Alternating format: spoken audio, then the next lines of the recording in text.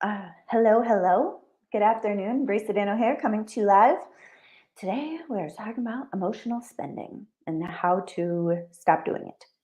All right, so that's what we're going to get into. If this is your first time ever catching me live, please say hello so that way I know that you're here.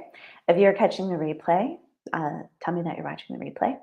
And as we get into this, if you learn something, if you get a lot of value out of our talk today, please feel free to share. All right, so let's get into it. So a lot of my clients that come see me and they have some concerns around their spending, right? Actually, a lot of people come see me and there's money going to places that they don't actually want it to go to, right? So a lot of my clients will sometimes say things like, "Brie, I make a lot of money, but I feel like it's gone, or I spent my money and then maybe I feel like a little embarrassed or a little regretful or a little a little buyer's remorse around it."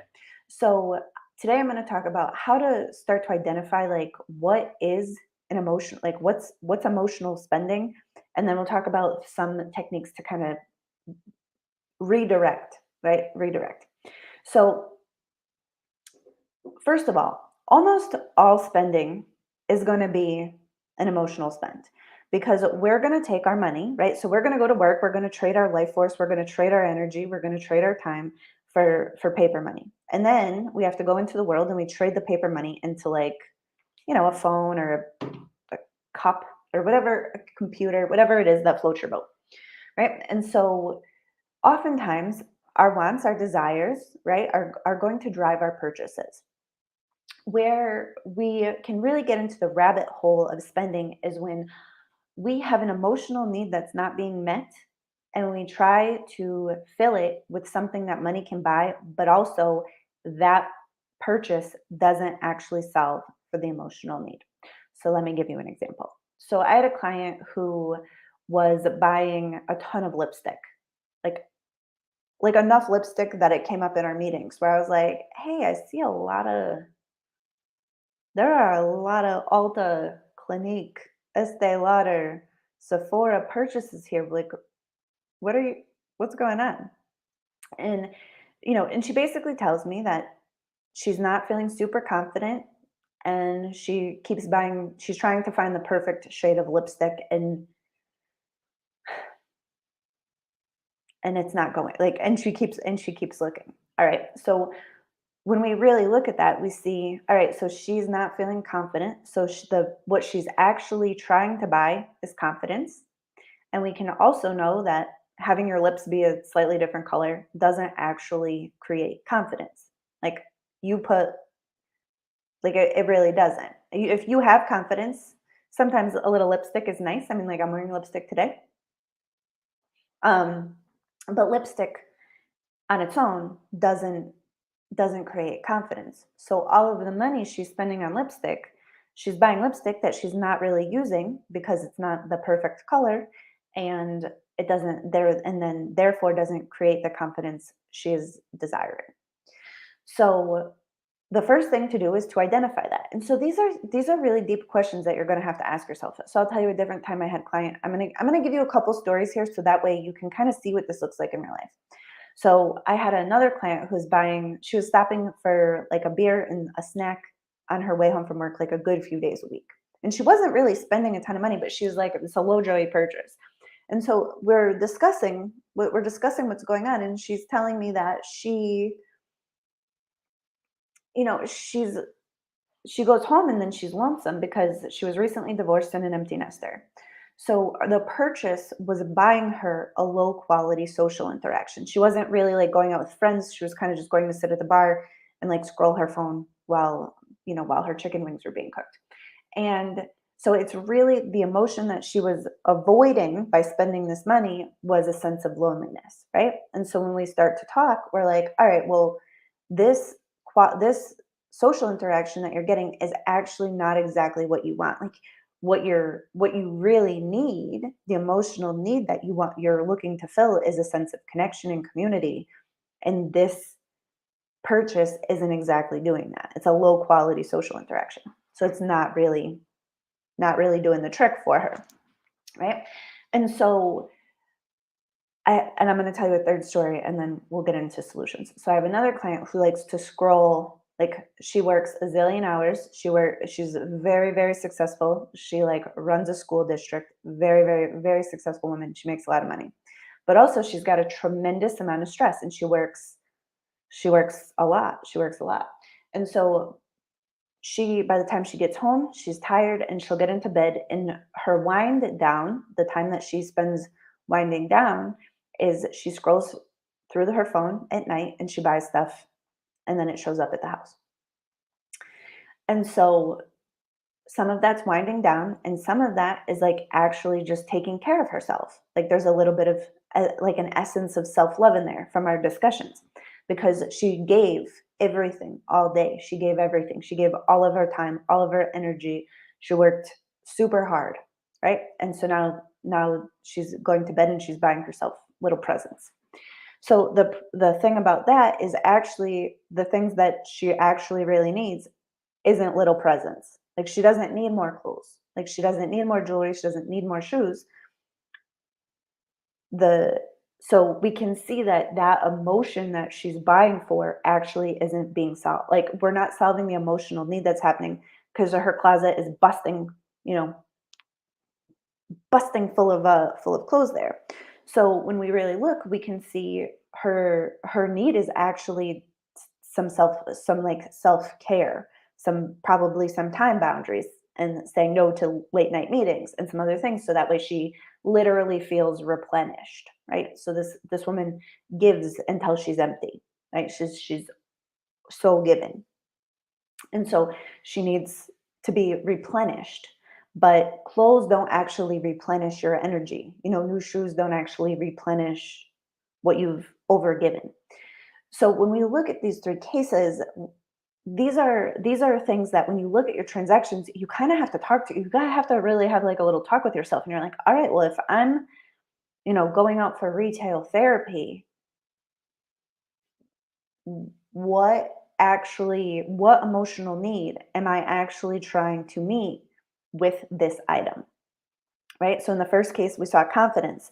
In the second case, we saw avoiding something. So she was avoiding loneliness, craving social interaction. In the third case, she was winding down and like trying to take care of herself. So we saw that there's different emotions that are actually being met by this spending.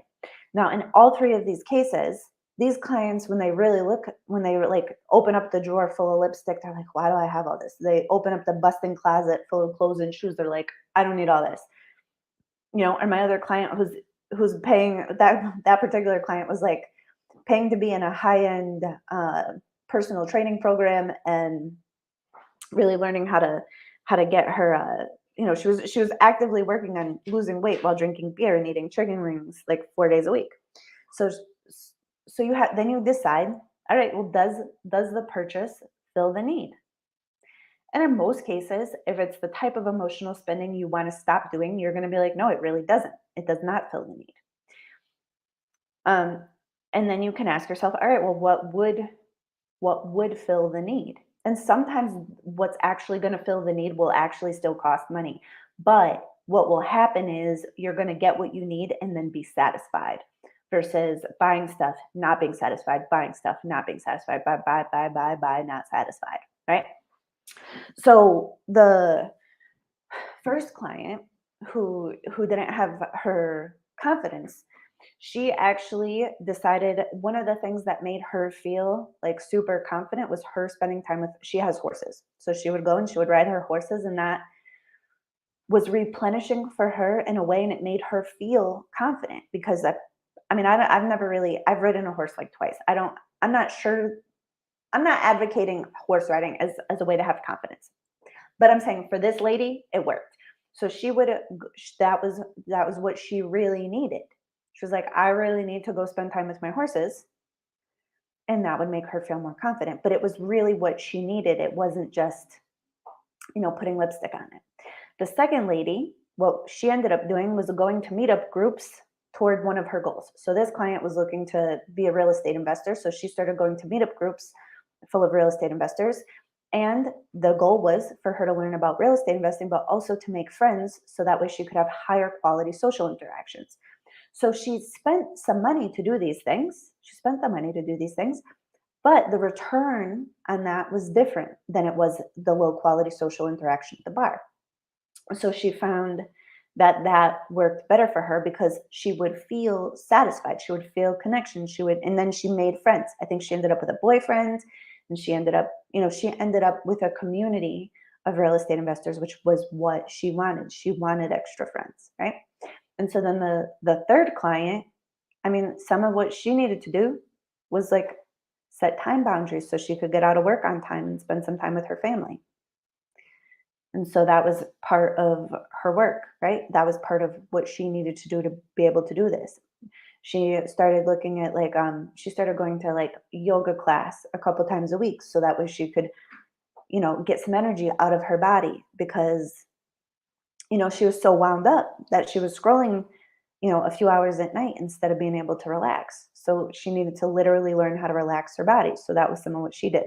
And so these, when we look at like, all right, well, I'm spending money to meet this emotional need.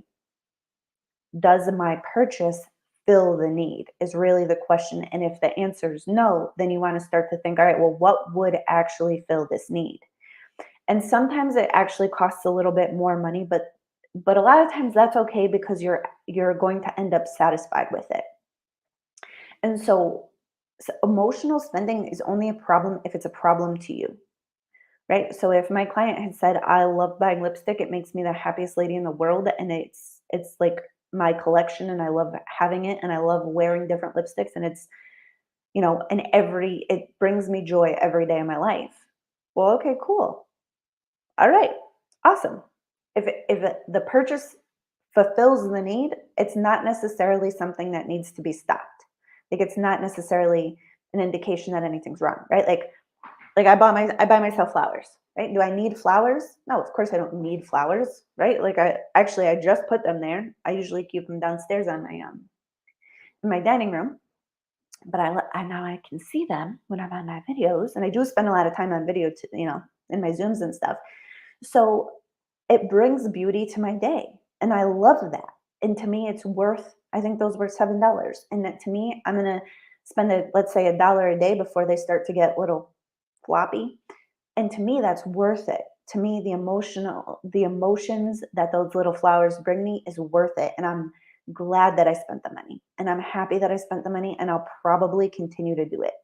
So that wouldn't necessarily be a spend that I would stop doing because actually the beauty does enhance my day and I'm into it. It's when it's a problem. It's like, I'll tell you, like, there were years where I would go for happy hour after work because my life was stressful at that time and I just didn't want to come home. And so I would avoid it. And that didn't work. My life was not better because I was out eating fried meats and drinking beer. And so that was something when I started looking at my spending, I'm like, oh, I spend money and I spend time and I spend energy here. Is this what I really want to be doing? Does this really enhance the quality of my life? No. What emotion is really being met? Avoidance. Avoidance of what? Solving some other problems going on in my life. All right. And none of that was actually solved with money. Actually, that was like kind of the start of like me growing as a person, like my own personal development and like spiritual awakening was like me being like, who am I? What am I even doing here? And it was the money, a part of that was the money that showed me that was like, I don't like this anymore. So that's the difference between emotional spending that you have to that you want to look at and stop doing is like the stuff that's helping you push off solving a real problem and the stuff that's like not giving you the thing that you think you're getting with it. And then the emotional spends you want to look at and you probably want to keep are going to be the spends that are really enhance your life, enhance your day, make you feel good, and you're glad that you spent the money to do those things, right? Like there's some things where I'm like, oh, yes, I'm so glad that I spent that money. I'm so like where the purchase met the emotion and then that sustains, that continues. Even if it's something like digestible, right? Like if I go out for a beautiful meal with a good friend and I feel connected and I feel warm and cozy, and it was a wonderful experience. And I got what I needed out of it. I got the connection, I got the luxury, I got the service, like I got those emotions out of it. Chances are I'm going to feel okay about it. But if I was looking for something and I didn't get it, then that's where the spending becomes very dissatisfying. And then I try again tomorrow, and then I try again tomorrow. And that's where emotional spending gets expensive. So those are the ways that you really want to look at it, and you can ponder. And if you need help, like with your spending, looking at your spending and evaluating these things, I have a $39 course called Find Your Bleed. And in the description, if you go to the DIY section where it says like DIY courses, you can click on sharkschool.online. It'll take you there. You can buy Find Your Bleed. It's a $39 course, and it will like it helps you to understand the way that we use money to plug time and energy and emotional like leaks. We'll use money to plug all three, and and solutions across all of it, solutions in time, solutions in energy, and then solutions in money. So if you want more, more of that, you can do that. And then if you want more of my free content, in the description too, we have a financial freedom quiz that is so juicy. It takes you through like there's 7 different levels of where we are in a relationship with money. And knowing where you are in your relationship with money really helps to give context to like what's next. It helps to really keep you on a smooth journey. And then we have the DIY courses for people who like to do it on their own. I also have a like a membership called Cash Confident Community, and that includes courses, workshops, and live coaching every week, or not every week, twice a month, not every week. And then we have spots open in Limitless Wealth. Limitless Wealth is a program for business owners and for people really climbing the corporate ladder, women who are already making 6 figures, looking to make like, I don't know, multiple 6 figures, working towards 7 figures. And they're kind of the spot where what got you here won't get you there. And so then we're looking at energy management, diversifying income streams, leveraging time, like a lot of leveraging. So it's for the lady who's looking to make multiple 6 figures and who's already making at least 6. And then I have private coaching called Paradigm Shift.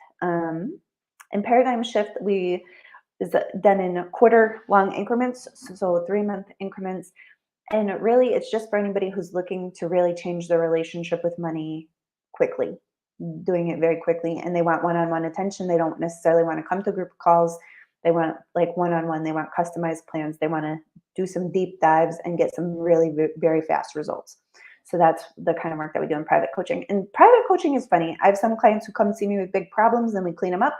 I have some that want to double. I have some that want to learn how to spend their retirement money. I have some that um, I don't know. It's a wide variety because it's all custom. It's all one on one.